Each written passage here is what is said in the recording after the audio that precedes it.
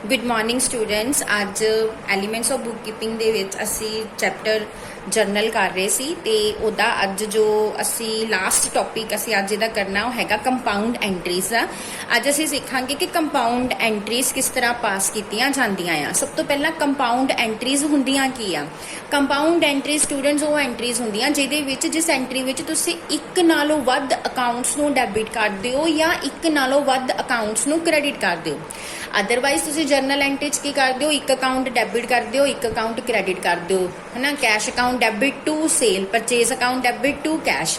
But compound entry दे विच की हुंदा आ कि ओहदे विच तुसी मोर दैन वन अकाउंट्स नूं डेबिट जिहड़ा आ करदे हो या मोर दैन वन अकाउंट्स नूं क्रेडिट करदे हो, ओनू असी कंपाउंड एंट्री कहंदे आ। सो असी क्वेश्चन नंबर 33 करांगे। Journalise the following transactions in the books of Sania. So in the books of Sania 2017 April 1 हुन इत्थे अप्रैल 1 की आ। Sania started business with the cash ₹50,000, furniture ₹40,000 and machinery ₹1,10,000।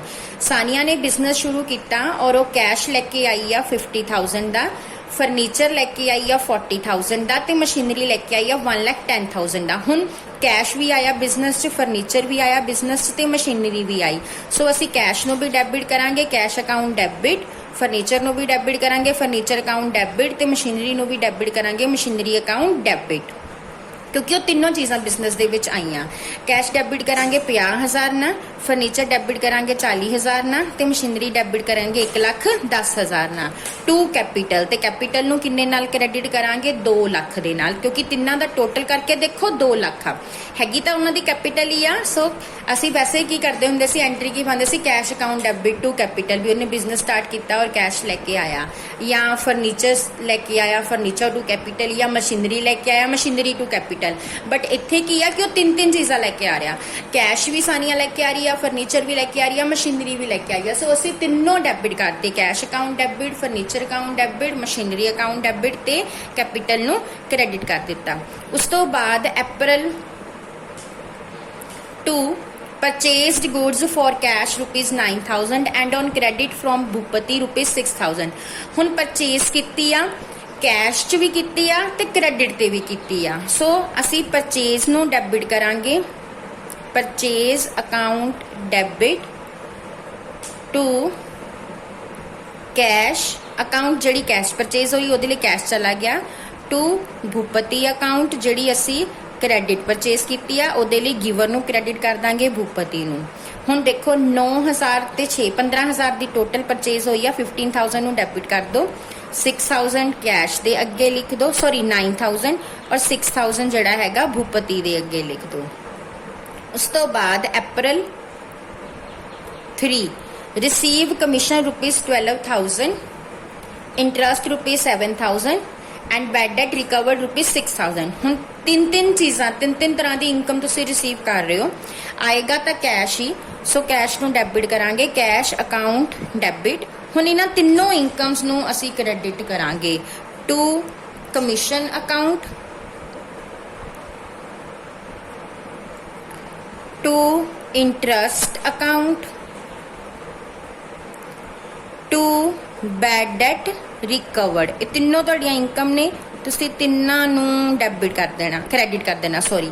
हुण टोटल कितना आया 12,000 plus 7,000 19,000 plus 6 25,000।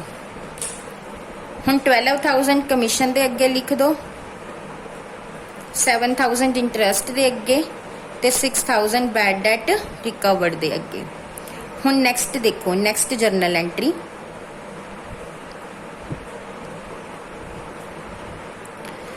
April 4 paid ₹9,700 to Ashok in full settlement of his account 10,000। हुण असीं अशोक नूं देना 10,000 ते बट दे किन्ना रहा 9,700। सो हुण अशोक रिसीवर आ, अशोक नूं डेबिट कर दो, अशोक अकाउंट डेबिट और 10,000 इहदे अगे लिख देना, क्योंकि असीं इहनूं 10,000 देना सी।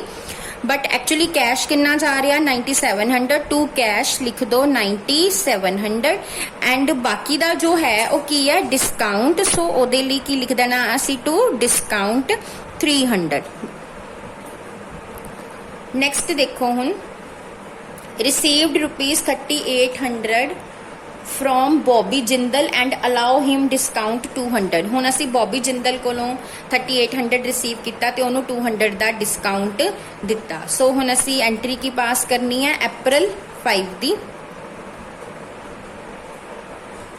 ਸਭ ਤੋਂ ਪਹਿਲਾਂ ਅਸੀਂ ਕੈਸ਼ ਕਿੰਨਾ ਰਿਸੀਵ ਕੀਤਾ, ਕੈਸ਼ ਅਕਾਊਂਟ ਡੈਬਿਟ 3800 ਤੇ ਡਿਸਕਾਊਂਟ ਉਹਨੂੰ ਕਿੰਨਾ ਦਿੱਤਾ, ਡਿਸਕਾਊਂਟ ਦਿੱਤਾ ਸਾਡਾ ਲਾਸ ਆ, ਅਸੀਂ ਡੈਬਿਟ ਕਰ ਦਾਂਗੇ discount account debit 200 and who is a giver,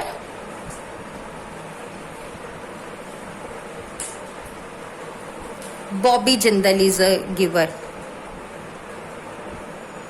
so Bobby Jindal ਨੂੰ ਕ੍ਰੈਡਿਟ ਕਰ ਦਾਂਗੇ 4000 ਦੇ ਨਾਲ। ਸੋ ਇਸ ਤਰ੍ਹਾਂ ਨਾਲ ਜਨਰਲ ਅਸੀਂ ਕੈਸ਼ ਰਿਸੀਵ ਕੀਤਾ ਸੀ 3800, ਡਿਸਕਾਊਂਟ ਦਿੱਤਾ ਉਹਨੂੰ 200 and who is a Bobby Jindal, Bobby Jindal is the giver. So ਇਸ ਤਰ੍ਹਾਂ ਨਾਲ ਇਹ ਜਰਨਲ ਐਂਟਰੀ ਪਾਸ ਕਰਨੀ ਆ। ਹੁਣ ਲਾਸਟ ਜਰਨਲ ਐਂਟਰੀ ਦੇਖੋ 6th, rent paid 4000, salary paid 7000 and travelling expenses paid 2000। ਹੁਣ ਤਿੰਨ ਐਕਸਪੈਂਸਿਸ ਪੇ ਕੀਤੇ ਜਾ ਰਹੇ ਆ, ਰੈਂਟ, ਸੈਲਰੀ ਤੇ ਟਰੈਵਲਿੰਗ ਐਕਸਪੈਂਸਿਸ। ਹੁਣ ਅਸੀਂ ਤਿੰਨਾਂ ਨੂੰ ਡੈਬਿਟ ਕਰਾਂਗੇ, ਰੈਂਟ ਅਕਾਊਂਟ ਡੈਬਿਟ